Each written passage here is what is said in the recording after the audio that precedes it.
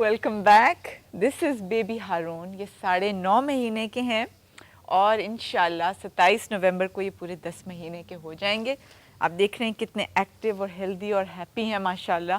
And he is so beautiful as well. लेकिन इनकी life easy नहीं गुजरी। इनकी इतनी छोटी सी उम्र में बहुत मुश्किलात इन्होंने फेस की हैं। वो क्या हैं, छोटा सा ये आपको हम लिंक दिखा देते हैं एंड देन इनसे भी आपकी मुलाकात कराएंगे। अभी इन्हें भूख लगी हुई है थोड़ी सी, और इनके वालिदैन से भी आपकी मुलाकात कराएंगे।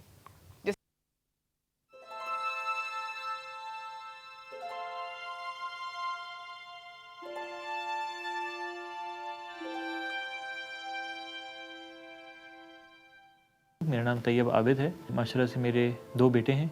एक का नाम मूसा है और दूसरे का नाम हारून। हारून 27 जनवरी 2010 में पैदा हुए थे। एक हफ्ते बाद ही आई फेल्ट कि ये कुछ ब्लू हो जाता है और इसके होंठ, फीट के नेल्स इसके ब्लू रहते हैं। तो हमने डॉक्टर से कहा बट उन्हें नहीं कोई ऐसी चीज़ नज़र आई इसमें। उन्हीं डॉक्टर के पास जब नॉर्मल चेकअप के लिए गए तो उन्होंने हमें बड़ी शॉकिंग न्यूज़ दी, और वो न्यूज़ यही थी कि बच्चे की हार्ट में ममरिंग है। एकदम से इतनी बड़ी चीज़ हमारे लिए थी, एक छोटा सा बच्चे के साथ ऐसी चीज़ होना, और हमारी फैमिली में दूर दूर तक कोई ऐसा किसी के साथ कभी हुआ ही नहीं था। फिर हमने उनसे यही पूछा कि इसका क्या ऑपरेशन का हो सकता है या क्या करवाना पड़ेगा। तो उन्होंने कहा कि हमारे हॉस्पिटल में सारी फैसिलिटीज़ अवेलेबल हैं। अल्लाह का शुक्र है, फिर बहुत इनका स्मूथ गया ऑपरेशन और सब ठीक खैरियत से हो गया था। फिर उसके एक दिन बाद अगले दिन शाम से इनको इसकी तबीयत थोड़ी सी ख़राब होने लगी। ब्लड प्रेशर्स इसके फ्लक्चुएट कर रहे थे। डॉक्टर ने कहा कि हमें इसका दोबारा से ऑपरेशन करना पड़ेगा। उसकी वजह ये थी कि इसकी जो हार्ट बीट्स थी वो नॉर्मल नहीं हो रही थी। तो उन्होंने कहा कि इसका एक वॉल्व है, वो हो सकता हो कि वो ब्लॉक हो गया हो। ही इज़ अ फाइटर माशाल्लाह। आराम से इसने वो भी गुजार दिया टाइम बिल्कुल। अब मेडिकेशंस पे है, लेकिन उस वक्त जो था वो उन्होंने कहा था कि परेशानी की बात नहीं है, क्योंकि जो ब्लीड था वो आउटसाइड द ब्रेन था, इनसाइड ऑफ द ब्रेन नहीं था।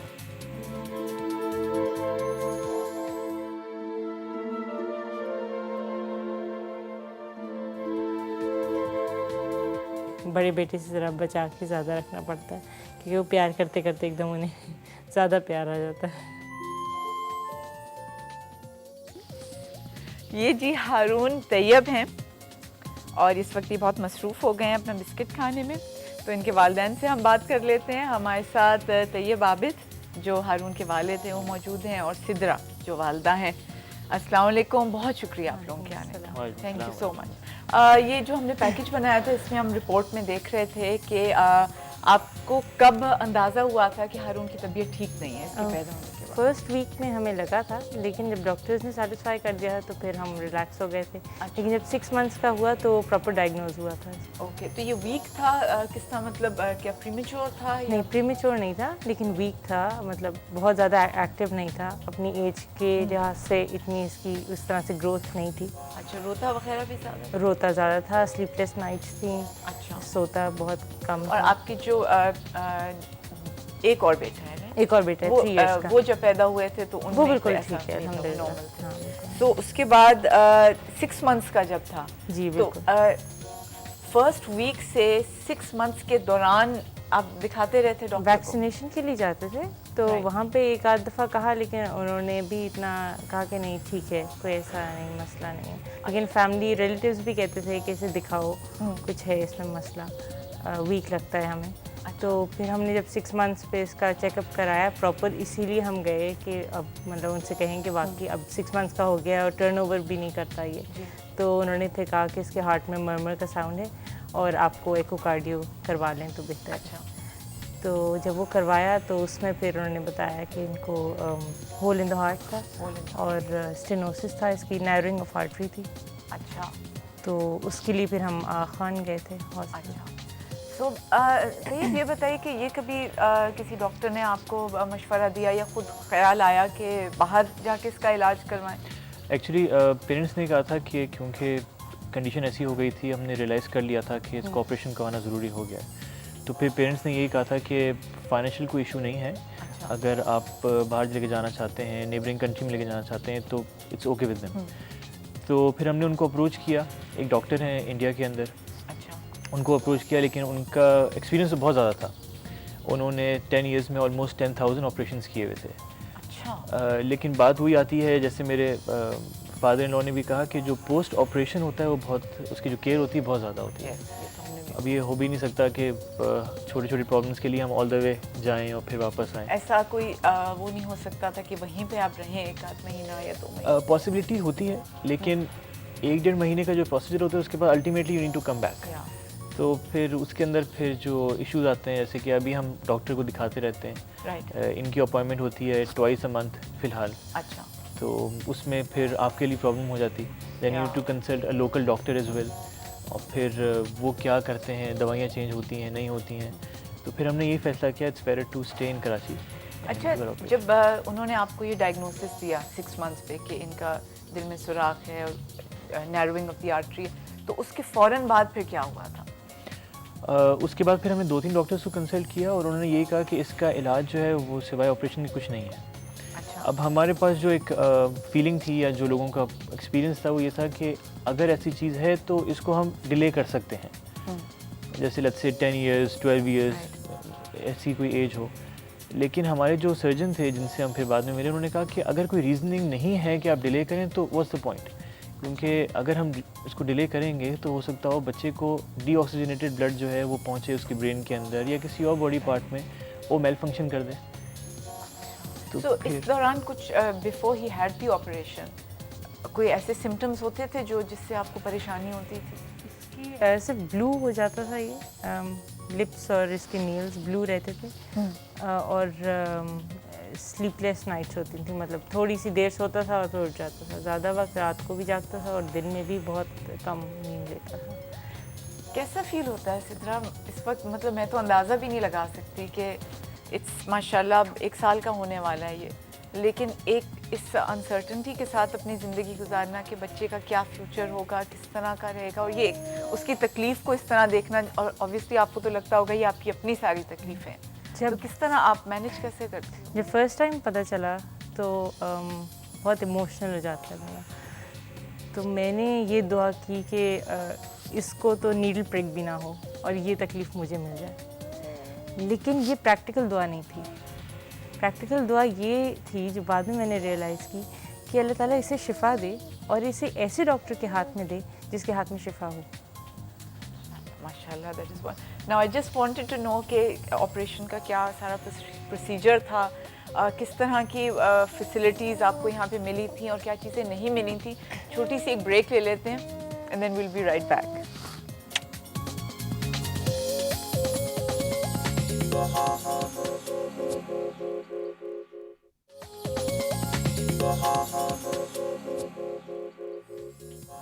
Welcome back. हमारे साथ इस वक्त हारून तैयब और इनके वालिदैन तैयब आबिद और सिद्रा मौजूद हैं। We are joined by doctor Munir Amanullah. अरे भाई मुझे तो बोलने दो ना।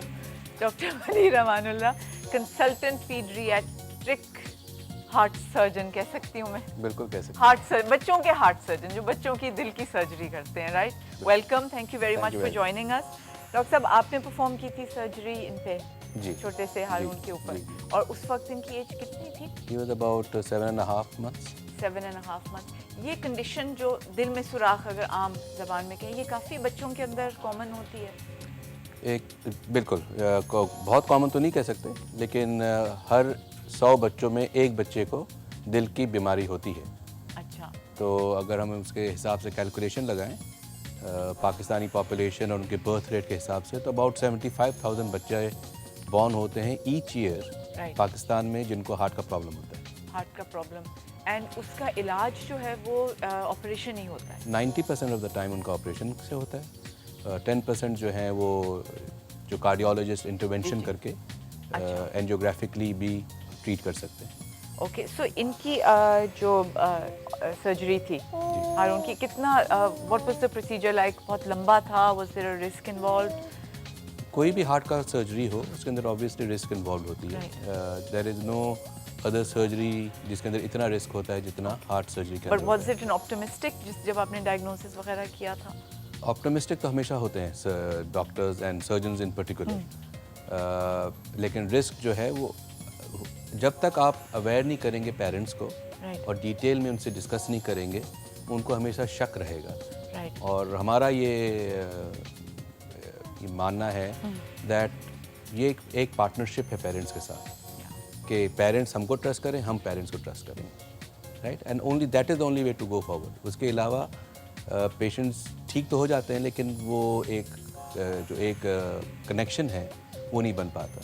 तो पेरेंट्स को फौरी तौर पर पहले दिन ही बता दिया जाता है कि रिस्क है इसमें, लेकिन द बेनिफिट्स जो हैं वो अबाउट 90% है, रिस्क जो है वो 10% है। एंड ये this is a natural thing, ये किसी भी बच्चे में हो सकता है, इसमें कोई फैमिली हिस्ट्री वगैरह शामिल होती है? अमूमन अगर 100 बच्चे पैदा हों, उनमें 1% लोगों को, बच्चों को होगा हार्ट का प्रॉब्लम। अगर उनकी फैमिली में किसी और को है तो वो रिस्क डबल हो जाता है, और अगर फैमिली में 2 से ज़्यादा हैं तो वो रिस्क 25% हो जाता है। ओके, So- बट इनकी फैमिली हिस्ट्री में तो नहीं, इनमें नहीं था। बिकॉज देयर फर्स्ट सन माशाल्लाह बिल्कुल जी। ठीक ठाक है। सो इनका कंडीशन का जब अंदाज़ा लगाएं, then you advice them for the surgery, तो उसके बाद का जो केयर और प्रिकॉशंस, उसके ऊपर आपने क्या इनको एडवाइस दी? वो बट इस एज के बच्चों में क्या प्रिकॉशन बताएंगे हैं? इनमें एक तो एक टीम वर्क है हमारा। कोई भी ये ऑपरेशन ऐसा है जिसमें there are many people involve, right, and I am just a part of the team.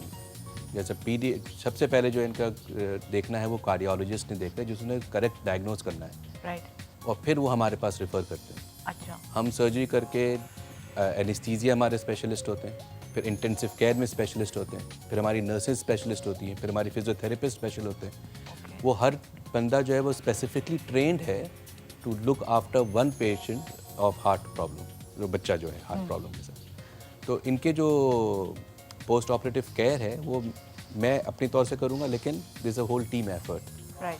तो इनके मुश्किल रिस्ट्रिक्शन, होता है पोस्ट ऑपरेटिव केयर, ऑपरेशन के बाद का सारा जो एहतियात वगैरह है? आई थिंक वो सबसे टफेस्ट पीरियड होता है। ऑपरेशन जो होता है वो is at 6 hour, 7 hours, 8 hours at the most, right. Right, लेकिन पोस्ट ऑपरेटिव रिकवरी का जो पीरियड है that can be in two days. Okay, so वो पीरियड जो है उसके अंदर रिजल्ट्स हमने देखा है कि बेहतर उसी वक्त हुए हैं जब हमने पेरेंट्स को इन्वॉल्व रखा है। And I think Haroon and Sidra will agree के we had them involve throughout the proceedings. but it must have been difficult because for a mother at this early stage, कि the baby's just been born, and to figure out कि मैं किस तरह इस चीज़ के साथ survive करूँगी, तो किस चीज़ से आपको ताकत या उम्मीद अब भी मिलती है? इनको देख के ही मिलती है। सबसे पहले तो इनकी स्माइल से मिल जाती है। सुबह स्माइल्स उठते भी काफ़ी मिलती हैं, है ना, माशाल्लाह। ही। स्माइल और करके 2 चीज़ें जिनका साथ रखना ज़रूरी होता है, वो फेथ और पॉजिटिविटी। एक तो यकीन कि अल्लाह ताला इंशाल्लाह जो भी करेगा वो हमारे बेटरमेंट के लिए होगा, और दूसरा ये कि पॉजिटिविटी, क्योंकि इसको जो हमारी तरफ से वाइब्स मिलती थी वो पॉजिटिव होनी चाहिए, ताकि ये भी स्ट्रेंथ इसमें रहे या ये खुश रहे।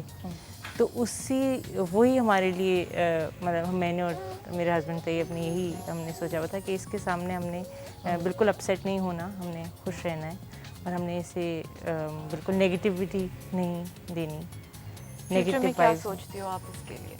क्या कुछ तो सोचा होगा बेटा क्या होगा बड़ा हो के, how we going to deal with this? हो सकता है बड़े हो के आपसे सवालात वगैरह ये पूछेंगे अबाउट हिज हेल्थ। डॉक्टर साहब ने कहा था इफ एंड बट्स में मत जाइएगा। अच्छा, handle it as it comes. हाँ, just be positive and handle. तो इस वक्त क्या इनकी रूटीन क्या होती है, किस तरह का बिहेवियर है, और how active is he? Active हैं माशाल्लाह, रिकवरी इनकी हो रही है, तो एक्टिव माशाल्लाह काफ़ी हैं ये। और सुबह उठते हैं, नीचे अपने दादा दादों के पास जाते हैं, और उन्हीं से फिर नाश्ता करते हैं। अच्छा, और इनका फिर भाई के साथ भी खेलते हैं। अच्छा, भाई का क्या रिलेशनशिप है इनके साथ? भाई कितने 3 साल 3 साल के हैं, 3 साल के हैं, मूसा। अच्छा, और भाई के साथ रिलेशनशिप अच्छा है, वो ज़रा ज़्यादा प्यार करने लगते हैं, तो वो थोड़ा सा वो बड़े बच्चों का एक होता है ना, छोटे बेबीज के साथ बहुत ज्यादा उनको, क्योंकि वो तो जोरदार इतने प्यार। अरसे से अकेले थे, उन्हें काफ़ी Right. टेंशन मिल रही थी। तो आपने कुछ ऐसी एडवाइस की है, does he have to take it very easy, और दे कांट? मैंने आजकल किसी बच्चे को टेक इट इजी लेते हुए देखा नहीं है। Neither can you not advice them. possible. इसको आप क्या बोलेंगे कि रोना नहीं, हिलना नहीं, यू कांट। So बच्चों में there is no restriction. But how do you see his progress? I think माशाल्लाह he is looking very good. और जितनी दफ़ा भी हमारे पास आए हैं क्लिनिक में भी, Right. he's always made slow and steady progress. Do you think कि अगर फर्स्ट वीक में इन्होंने फील किया ही वाज वीक तो उस वक्त डायग्नोसिस पॉसिबल था इसका? तो वो उससे क्या चांसेस बेहतर हो जाते हैं कि ऑपरेशन वगैरह? चांसेस तो वही रहते हैं, राइट. सिर्फ अवेयरनेस होने की वजह से उनकी केयर के अंदर बेहतर हो सकती है कि हमको पहले से पता होता है कि हमको कुछ दवाइयाँ देनी हो कि ऑक्सीजन का से वो करना हो, इनको पहले से पता हो जाता है, they could have planned things a bit better. Okay.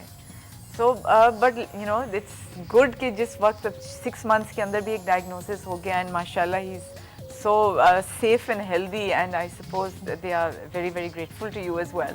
और इनकी strength और इनकी positivity देख के हमें भी बड़ी inspiration मिलती है. बहुत शुक्रिया आप दोनों का. हम आपको बहुत ज़्यादा टाइम इसलिए नहीं लेना चाहते कि हारून मुझे लगता है थोड़े से परेशान हो रहे हैं और इन्हें भूख लग रही है. तो I think you guys should head on home and take care of yourselves and all the very best to you. अल्लाह मियाँ bless करे आपको भी और इनको भी, हारून को भी. बहुत शुक्रिया आप लोगों का to be here with us and share all of Thank you this. so much. छोटी सी एक ब्रेक ले लेते हैं और फिर डॉक्टर साहब से मजीद कुछ इसी कंडीशन के बारे में बातचीत करेंगे.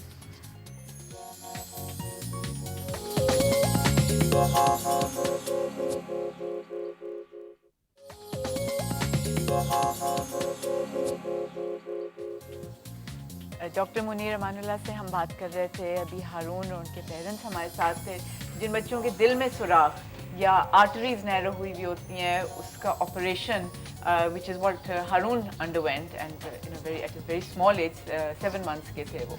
तो आफ्टर दी ऑपरेशन डॉक्टर साहब ने हमें बताया कि जो उसके बाद का केयर है वो बहुत ज़्यादा ज़रूरी होता है. So we are joined by physiotherapist Sumaiya. अस्सलाम वालेकुम. स्पेसिफिकली जो बच्चों की फिजियोथेरेपी होती है ऑपरेशन के बाद, जी उसके अंदर आप डील करती हैं. जी.